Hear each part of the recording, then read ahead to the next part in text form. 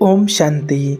जैसा कर्म वैसा जन्म। जैसा हम कर्म करते हैं वैसा ही जन्म मिलता है, ये तो सभी जानते हैं। देखिए, आज का जो वीडियो इस टॉपिक पर बनाया है, पिछला जो वीडियो बनाया था उसमें बहुत सारे लोगों ने कमेंट किया है। कुछ लोगों ने तो कॉल से भी पूछा है कि हम यहाँ से जब शरीर छोड़ कर के जाते हैं, हमारी मृत्यु हो जाती है, तो अगला जन्म कहाँ होता है, कौन सी योनि में जाते हैं, हम किस योनि में जाएंगे, किस योनि में हमें जन्म मिलेगा, ये हमें कैसे पता चलेगा। तो उनके लिए जब बताया कि इंसान इंसान का ही जन्म लेता है और किसी योनि में उससे जाने की ज़रूरत नहीं पड़ती है, और किसी योनि में वो इंसान आत्मा नहीं जाती है, किसी और योनि में जा कर के जन्म ले, ऐसा नहीं होता है। तो फिर बहुत सारे लोगों के मन में सवाल आया, बहुत सारे लोग इस बात से पूछना चाहते थे कि इसके ऊपर हमें विस्तार से समझाइए, क्योंकि आज तक तो सुनते आए हैं कि 84 लाख योनियों में आत्मा भटकती है, वहाँ जा कर के जन्म लेना पड़ता है। और गरुड़ पुराण में भी इसको बहुत विस्तार से बताया गया है कि उसमें ऐसा कर्म करने से वहाँ जन्म होगा, ऐसा कर्म करने से वहाँ जन्म होता है। तो देखिए, हमारा कर्म ही निर्धारित करता है हमारा अगला जन्म। जैसे हमारे कर्म होंगे वैसा ही हमारा अगला जन्म होगा। ये तो आप सभी जानते ही हैं कि जो मनुष्य जैसा कर्म करता है वैसा ही वो फल पाता है। परंतु आप ये भी जानते हैं कि हम मनुष्यों द्वारा कुछ कार्य ऐसे भी हैं जो हम मनुष्यों के द्वारा किए गए हैं, वो कुछ कार्य ऐसे भी होते हैं जो मृत्यु के बाद भी हमारा पीछा नहीं छोड़ते हैं, और फिर ये यहाँ के कर्म ही हमारा अगला जन्म निर्धारित करते हैं। ये तो सभी जानते हैं कि यहाँ पर हम जो कुछ भी कमाते हैं, जो कुछ भी हमारा धन संपत्ति प्रॉपर्टी होती है, वो जो हम जीवन भर कमाई करते हैं, वो सब कुछ हम यहीं पर छोड़ करके जाते हैं। ये तो हर मनुष्य आत्मा जानती है। उसके साथ में जाता है तो सिर्फ उसका कर्म जाता है, और वो कर्म ही जाता है उसके साथ में, और उस आत्मा को अगला जन्म कहाँ मिलना है, कैसा मिलना है, वो उसके कर्म के आधार पर निर्भर करता है। तो आज आपको इसकी जानकारी विस्तार से बताएंगे कि कैसे हमारा कर्म हमारा जन्म निर्धारित करता है, और क्यों किसी और योनि में नहीं आपको जाना पड़ता है, और सारे कर्म मनुष्य योनि में ही रह करके आत्मा कैसे भोगती है।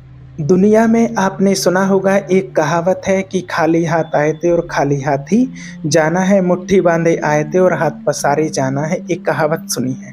अगर ये सत्य है कि खाली हाथ आए और खाली हाथ जाना है, अगर ये सत्य है, तो फिर जो कहा गया है कि जन्म जो होगा वो कर्म के आधार पर होगा, तो जब हम खाली हाथ आए और खाली हाथ ही जाना है, फिर जन्म कर्म के आधार पर कैसे निर्धारित हो सकता है। एक सबसे पहली बात, इसलिए देखिए, ना हम खाली हाथ आते हैं और ना ही खाली हाथ जाते हैं। बस इसलिए इस कहावत को कहा गया है कि इन आँखों से जो कुछ हमें दिखाई देता है, जो इस दुनिया की धन दौलत प्रॉपर्टी संपत्ति जो हम इस जन्म में कमाई करते हैं पूरा जीवन भर, उसमें से हम एक माचिस की काड़ी भी नहीं ले जा सकते हैं। और उसको रोकने के लिए कोई परमात्मा ने चौकीदार भी नहीं बैठाया है कि भाई कोई चौकीदार बैठा हो कि आप नहीं ले जा सकते। वो तो उस परमात्मा की ऐसी व्यवस्था बनी हुई है कि यहाँ इस दुनिया में आज हजारों लोग जन्म ले रहे हैं और हजारों लोग जा रहे हैं, लेकिन आज तक कोई भी ऐसा नहीं जन्मा है जो यहाँ से एक माचिस की काड़ी लेकर के गया हो। तो हम इन आँखों से जो कुछ देखते हैं वो हम यहाँ पर ही कमाते हैं, यहीं पर छोड़ करके चले जाते हैं। कुछ ना वो चीज़ साथ में लाते हैं और ना साथ में ले जाते। इसलिए कहा गया है कि खाली हाथ आए थे और खाली हाथ ही जाना है। दूसरी कहावत अब आपको बताएं जो सत्य है कि हम ना तो खाली हाथ आए थे और ना ही खाली हाथ जाना है। हम भरतू हाथ आए थे, अपना भाग्य लेकर के आए थे और अपना कर्म लेकर के हम जाते हैं। हम यहाँ से अपना कर्म साथ में लेकर के जाते हैं और भाग्य लेकर के आते हैं, जिससे हमारा जन्म होता है। हर आत्मा अपना अपना भाग्य लेकर के आती है।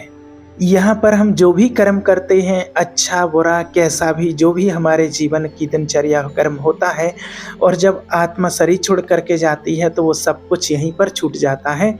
बाकी सिर्फ कर्म ही एक जो होता है, वो आत्मा चाहे पुण्य कर्म हो या पाप कर्म हो, और वो अपने साथ में लेकर के जाती है, और उसी के आधार पर फिर उसको मिलता है अगला जन्म, किसने कैसा कर्म किया है और उसी कर्म के आधार पर इसको कैसे घर में जन्म देना है, तो वो कर्म के आधार पर ही उस आत्मा को अगला जन्म मिलता है। इसलिए कोई गरीब के यहाँ, कोई अमीर के यहाँ, जिसका जैसा कर्म होता है वैसा ही उसका जन्म होता है। अपने कर्म के आधार पर ही हम स्वयं निर्धारित करते हैं कि हमारा अगला जन्म कैसा होगा। और जब बच्चे का जन्म होता है तो वो अपना भाग्य साथ में लेकर के आता है, इसलिए पंडित जी जन्म कुंडली बनाते हैं और उसमें लिख देते हैं कि इसका 2 वर्ष में ऐसा होगा, इसके साथ 5 वर्ष में ऐसा, 25 साल में ऐसा ऐसा। तो अभी उस बच्चे ने कुछ किया नहीं है, लेकिन फिर किस बेस पर पंडित जी ने जन्म कुंडली, जन्म पत्री बना दी है।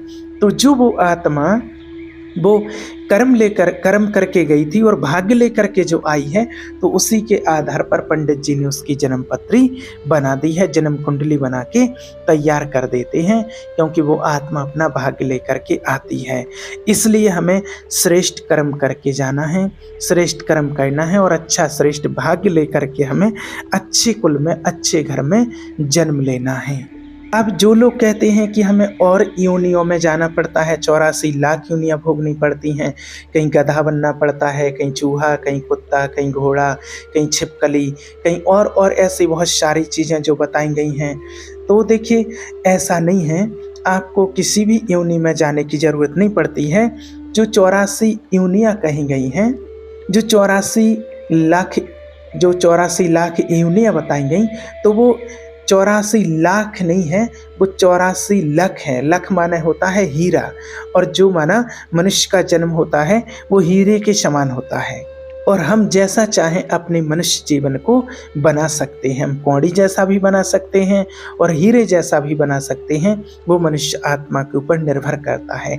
1 मिनट के लिए आपकी बात मान भी लेते हैं कि हाँ, मान लीजिए कि 84 लाख योनियों में अगर आत्मा जाती है, तो सोचिए कि अगर एक मनुष्य आत्मा ने यहाँ पर जन्म लिया और फिर उसकी मृत्यु होगी, और मृत्यु के बाद वो आत्मा 84 लाख योनियों में जाएगी। अब यहाँ पर रोज हजारों लोग जन्म ले रहे, लाखों लोग जन्म ले रहे हैं और लाखों लोगों की मृत्यु हो रही। अगर वो लाखों लोगों की यहाँ से जो मृत्यु हो रही, अब वो आत्मा जाएगी 84 लाख योनियों में। सोचिए कि अगर एक आत्मा यहाँ से जाएगी और वो 84 लाख योनियों में होकर के फिर उसका एक जन्म मनुष्य का होगा, तो फिर उनका जन्म अगर ऐसा होता है 84 लाख योनियों के बाद, तो यहाँ सोचिए अभी जैसे मान के चलो आज यहाँ से 10 लोग चले गए हैं और अब उनका जन्म 84 लाख योनियों के बाद हो गया, यानी कि एक योनि को अगर 1 साल का भी मान लेते हैं, वैसे तो 2, 5, 10, 25, 50 साल की योनि होती है, लेकिन अगर हम 1 साल का ही मान लेते हैं एक योनि, तो सोचिए यहाँ से जो मनुष्य गया है आत्मा, और वो 84 लाख साल के बाद फिर उसको एक जन्म मनुष्य का मिलेगा। तो यहाँ से जो इतने लोग रोज जा रहे हैं, तो फिर तो आज जनसंख्या कम हो जानी चाहिए थी, क्योंकि 84 लाख साल के बाद उसको फिर जन्म मिलेगा, लेकिन जनसंख्या तो दिन प्रतिदिन बढ़ती जा रही है। इससे सिद्ध है कि और किसी योनि में नहीं जाते हैं। दूसरी चीज, अगर किसी मनुष्य आत्मा ने कोई गलत काम किया है, किसी ने कोई गलत काम किया है और उसके बाद फिर उसको अगली किसी अन्य योनि में भेज देते हैं उसको दंड भोगने के लिए।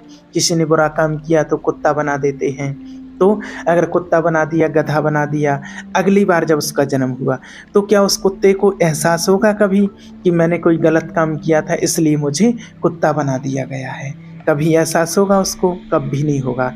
अगर कोई मनुष्य योनि में ही उसको कोई दंड मिलता है तो ज़रूर उसको एहसास होता है। और कई लोग कहते भी हैं कि भाई इस जन्म का तो पता नहीं पिछले जन्म में हमने क्या किया था जिसका दंड हमें अभी मिल रहा है।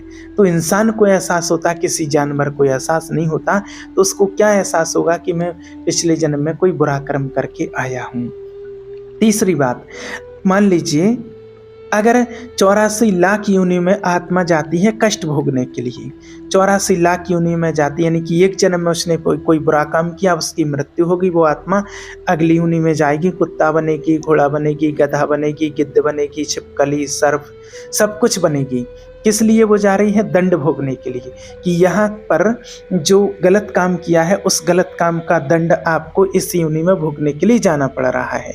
तो फिर जब हम दंड भोग करके आत्मा आ रही है, इतना 84 लाख योनि में इतने इतने कड़े उसको दंड मिल चुके हैं, इतनी सजा उसको मिल चुकी है, और फिर जब उसका मनुष्य का जन्म होता है अगला, तो फिर मनुष्य का जन्म तो बहुत अच्छा होना चाहिए, बहुत सुखी होना चाहिए, एक राजकुमार की तरह होना चाहिए, बहुत सुखमय और खुशी से जीवन व्यतीत होना चाहिए।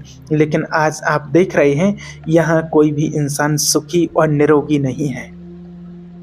जन्म नहीं ले पाते उसके पहले ही गर्भ में उनका ट्रीटमेंट शुरू हो जाता है, इलाज शुरू हो जाता है। बच्चा जन्म लेता है, जन्म लेते ही साथ इलाज, पूरा जीवन भर दवाइयाँ। आज यहाँ किसी भी इंसान को बता दीजिए कि कोई व्यक्ति बना बिल्कुल सुखी हो, निरोगी हो, ऐसा कोई है जो 100% सुखी हो, निरोगी हो, कोई रोग ना हो।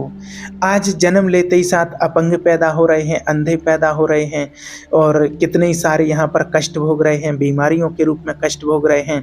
आज आप हॉस्पिटल में चले जाइए, कितना कष्ट, कहीं कैंसर की बीमारी, किडनी फेल, तरह तरह की बीमारियाँ लगी पड़ी हैं। हर घर में पेशेंट है, कहीं ब्लड प्रेशर, कहीं शुगर, कहीं तमाम चीज़ें। तो जब हम 84 लाख योनियों में इतना कष्ट भोग करके आए हैं, फिर यहाँ पर इतना सारा कष्ट किस लिए मिल रहा है? तो इससे सिद्ध होता है कि मनुष्य आत्मा और किसी योनि में कष्ट भोगने नहीं जाती, उसको मनुष्य योनि में ही रह करके सारे कष्ट भोगने पड़ते हैं। चौथी बात, आज तक जैसे किसी बच्चे का जन्म होता है, किसी का भी जन्म होता है, तो आज तक किसी ने आपको ये बताया कि मैं पिछले जन्म में गधा था, घोड़ा था, कुत्ता था, मैं वहाँ था? ऐसा कभी किसी ने बताया? वैज्ञानिक इस चीज़ का, साइंस भी रिसर्च कर चुकी है पुनर्जन्म का, कि मनुष्य आत्मा का जन्म मनुष्य का ही होता है और किसी योनि में नहीं जाती है। आज कई बच्चे, इनको ये तो याददाश्त रहती है, ये याद तो रहता है, आप भी जानते हैं कि कई लोगों ने कहा होगा मैं पिछले जन्म में वहाँ था, मेरे 2 बच्चे थे, एक बच्चा था, मेरा जन्म वहाँ हुआ था। ऐसा ऐसा उनको एहसास होता है, थोड़ा बहुत याददाश्त रहती है। लेकिन किसी ने आज तक ये नहीं कहा कि मैं पिछले जन्म में गधा था, कुत्ता था, सूअर था, सर्प बना था। ऐसा आज तक किसी ने नहीं बताया है, और ना कभी साइंस ने ऐसा कोई रिसर्च, किसी डॉक्टर ने कुछ भी ऐसा नहीं बताया है। आजकल तो कितने ही डॉक्टर पास्ट लाइफ को जानने वाले भी कितने ऐसे ट्रीटमेंट ऐसे करने लगे हैं जो पिछले जन्म में उनको ले जाते हैं, उनकी याददाश्त दिलाते हैं, कहाँ थे, कैसे थे, किसको कष्ट दिया, किसको क्या हुआ है, सारी चीज़ें वो माना आजकल तो बताने लगे हैं। तो इसलिए इससे सिद्ध है कि मनुष्य आत्मा मनुष्य योनि में आती है, मनुष्य बनता है, वो और किसी योनि में जन्म नहीं लेता है। अब बात आती है कष्ट भोगने की, कि कष्ट कैसे मिलता है। देखिए, जिस प्रकार से कि आपने कहा है कि किसी योनि में कष्ट भोगने के लिए जाते हैं, तो आज व्यक्ति जब कोई गलत काम करता है तो लोग कहते हैं अरे ऐसा काम मत करो नहीं तो कुत्ता बनेगा। तो कुत्ता व्यक्ति कैसे बनता है? एक इंसान ही कुत्ता कैसे बनता है, कुत्ते के जैसा जीवन कैसे व्यतीत करता है? आज देखिए, कुत्ते का काम क्या है? एक एक दरवाजे पर एक एक रोटी के लिए भटकना। तो आज अगर वो कुत्ता किसी जन्म में इंसान होता फिर तो उसको कोई एहसास होता नहीं, लेकिन आज कुत्ते का काम इंसान कर रहा है। कुत्ता एक एक रोटी के लिए भटकता है, ऐसे आज भिखारी भी एक एक रोटी के लिए दरवाजे दरवाजे पर भटकता है। कुत्ता पहले क्या करते थे? दरवाजे पर रखवाली के लिए रखे जाते थे, और आज दरवाजे पर रखवाली के लिए गार्ड बैठे हुए हैं, तो वही काम कर रहे हैं ना। पहले दरवाजे पर लिखा जाता था अतिथि देवो भव, और आज दरवाजे पर लिखा जाता है कुत्तों से सावधान रहें। अब जब वो भिखारी एक एक रोटी के लिए दरवाजे पर भटकता है, माना एक वो भी इंसान है और इस जिससे भीख मांगने के लिए जा रहा वो भी इंसान है।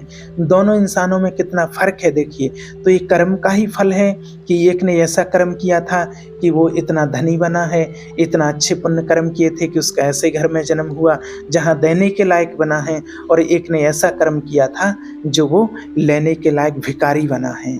तो एक कुत्ते का कर्म से गधा बनता है, तो गधे का काम क्या होता है कि पूरा जीवन बोझा ढोना। तो आज ऐसे इंसान, गधे के कितने भी बच्चे हों लेकिन फिर भी वो बोझा ही ढोता है अंत तक। तो आज यहाँ पर कितने भी ऐसे इंसान हैं जो सुबह से शाम तक वो अपना बोझा ही ढोते रहते हैं।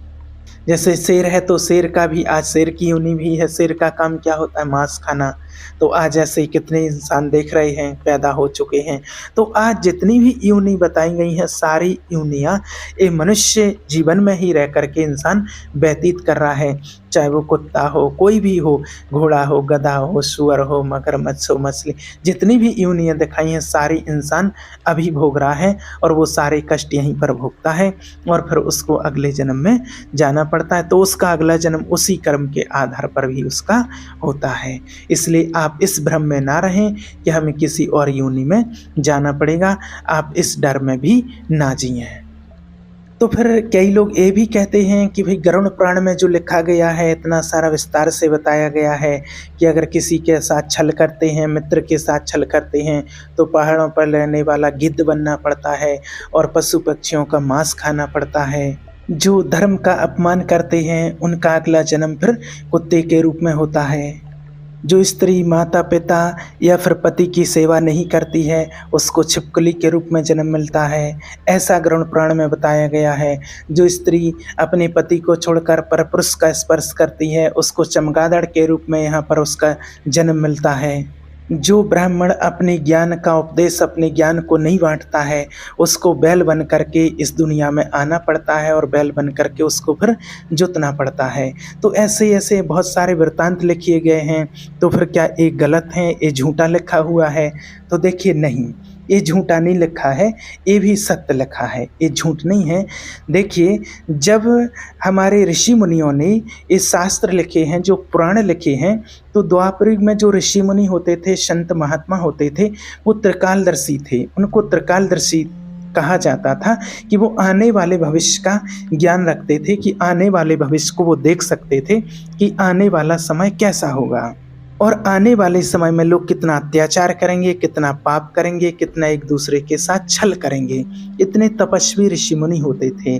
तो उन्होंने जब देखा कि आने वाला जो समय होगा, कलयुग का जो अंत समय होगा, उस टाइम पर मित्रों के साथ लोग कितना छल करेंगे, पत्नी पति के साथ, पति पत्नी के साथ कितना छल करेंगे, अपने ज्ञान का लोगों को कितना अहंकार होगा और अपने मित्रों को साथ कितना छल करेंगे, माता पिता के साथ कैसा व्यवहार करेंगे, ये सारा ज्ञान उनको था और वो अपनी दिव्य दृष्टि के माध्यम से देख सकते थे। इतना उनके अंदर क्षमता रहती थी, इतना उनके ज्ञान की पावर थी उनके अंदर। तो वो ये सब जब उन्होंने देखा कि ऐसा ऐसा समय आएगा और ऐसे ऐसे समय में इतना अत्याचार करेंगे, तब फिर उन्होंने प्राण लिखे और उन्होंने लिखा, इसलिए लिखा था कि लोग कम से कम इनको पढ़ करके, इनको सुन करके डरें और इस डर से किसी के साथ छल ना करें, किसी को धोखा ना दें, माता पिता को धोखा ना दें, पति पत्नी को धोखा ना दें, मित्र संबंधियों को धोखा ना दें और किसी के साथ अत्याचार ना करें। क्योंकि अगर उसमें लिखा कि ऐसा करेंगे तो आपको ऐसा जन्म में मिलेगा, इस योनि में जाना पड़ेगा, इस बैल बन के जोतना पड़ेगा, छिपकली बनना पड़ेगा, गिद्ध बनना पड़ेगा, कुत्ता बनना पड़ेगा, शुअर बनना पड़ेगा। अगर आप इनको धोखा देते हैं तो पति पत्नी अगर पति को धोखा देती है तो वो चमगादड़ बनेगी, छिपकली बनेगी। ऐसे बहुत सारे जो वृत्तांत लिखे हैं कि जब लोग इस दुनिया में, इस कलयुग में आने वाले समय में घोर अत्याचार होगा, पापाचार होगा, तो कम से कम इसको पढ़ करके और इसको सुन करके लोग इस पाप से बच जाएं, ऐसा पाप ना करें। इसलिए पुराणों में लिखा गया है, पुराणों में झूठ नहीं लिखा। लेकिन आश्चर्य की बात यह है कि आज गरुड़ पुराण को बहुत लोग पढ़ रहे हैं और बहुत लोग सुन रहे हैं, सुना रहे हैं, लेकिन उसकी एक भी बात कोई भी अपने जीवन में नहीं अपनाता है और ना कोई भी व्यक्ति उसको मानता है और अपने मन चाहे कर्म करता रहता है और मन चाहे कर्म करता है और फिर उस कर्म का जो फल पाता है तो उसको पा करके बहुत दुखी होता है कि मेरे साथ ऐसा क्यों हुआ है। गरुड़ पुराण जब अंतिम शैया पर व्यक्ति जब लास्ट स्टेज पर होता है उस समय सुनाया जाता है, तो उस समय क्या सुनेगा, उसको कुछ सुनाई नहीं देता है, ना वो अपने जीवन में अब क्या परिवर्तन कर पाएगा जब उसका लास्ट समय आ गया है। तो ये सारे पुराण अगर पहले पहले से पढ़े जाएं, अपने जीवन में उतारे जाएं और इनकी शिक्षा ली जाए तो जीवन अति उत्तम और धन्य हो जाएगा। लेकिन आज ना तो सुनाने वाले उतारते हैं और ना सुनने वाले अपने जीवन में उतारते हैं और अपने मन चाहे को कर्म करते रहते हैं और फिर उसका फल भी पाते रहते। इसलिए आप इस निश्चिंत रहें इस बात से कि उसमें भी पुराणों में कोई गलत बात नहीं लिखी है, ये हमारे मनुष्य आत्माओं के हित की ही बात लिखी है, लेकिन उस पर कोई आज अमल में उसको नहीं लाते हैं, इसलिए परिवर्तन नहीं आ रहा है।